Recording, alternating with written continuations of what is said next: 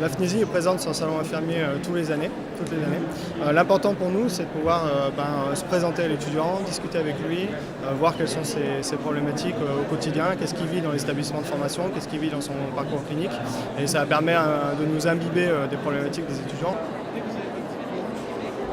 En fait, on a un système de gouvernance qui fait qu'on concrètement, on n'est pas intégré à l'université. On connaît très peu le monde de l'enseignement supérieur, le monde universitaire. On a tenté, par la réforme de 2009, de se rapprocher des universités. Dans les faits, ça marche moyennement. Les mutualisations de moyens dans l'enseignement, dans la pédagogie, dans les parcours de formation sont limitées. Et ce qu'on demande pour faire évoluer ça, c'est d'être donc intégré à l'université, bien entendu, et de pouvoir créer une vraie filière qui permettrait d'avoir une licence, des masters et des doctorats en soins infirmiers, et donc de pouvoir développer ces fameuses pratiques avancées, ces poursuites d'études.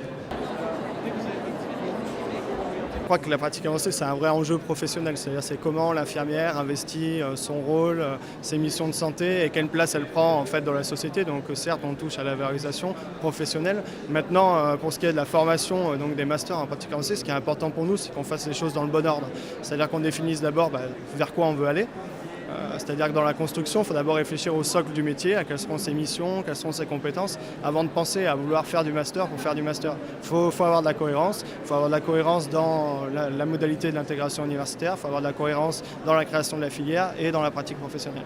Aujourd'hui, les pratiques avancées elles sont pensées en ce qu'on appelle métier intermédiaire, donc c'est-à-dire qu'il y a un vrai gap entre le milieu médical et les professions paramédicales. Aujourd'hui, on ne répond pas aux besoins de santé des Français. Donc le but, c'est d'investir cet espace qu'il y a entre notamment l'infirmière et le médecin. Et donc je pense qu'il ne faut pas le voir comme une voie hiérarchique où autrement on se fourvoie dans les missions de santé et dans la relation interprofessionnelle qui est très importante aujourd'hui. Alors le chômage chez les infirmiers, c'est une vraie question. En juin 2014, donc cette année, on a sorti une enquête emploi sur l'insertion professionnelle. Et qu'est-ce qu'on a constaté ? D'une, que le chômage apparaissait. C'est-à-dire qu'on avait des étudiants qui sortaient de leur diplôme d'État, qui étaient jeunes professionnels et qui avaient du mal à trouver un premier emploi. Et on a constaté une deuxième chose, c'est que les premiers contrats sont très précaires. Maintenant, on a de plus en plus de CDD, on a de plus en plus de CDD enchaînés avec des périodes de chômage, puis reprise de poste des CDD.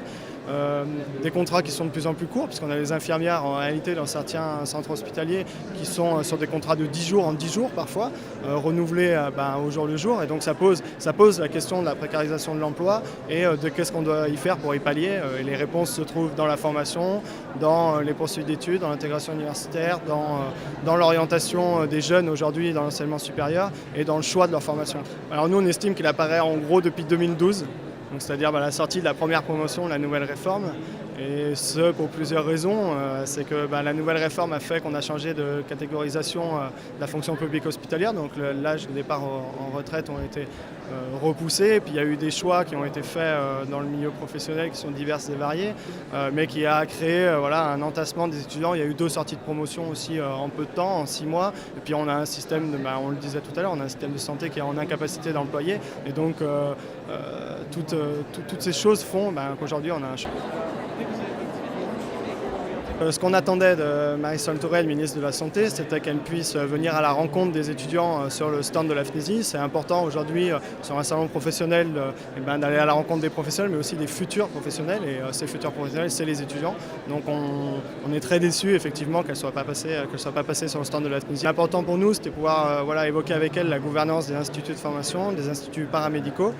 Aujourd'hui, on a une gouvernance qui fait que l'étudiant au sein de son institut, il n'est pas entendu, il ne peut pas prendre sa place, il participe pas assez à la gouvernance de sa formation, il ne peut pas être acteur de sa formation.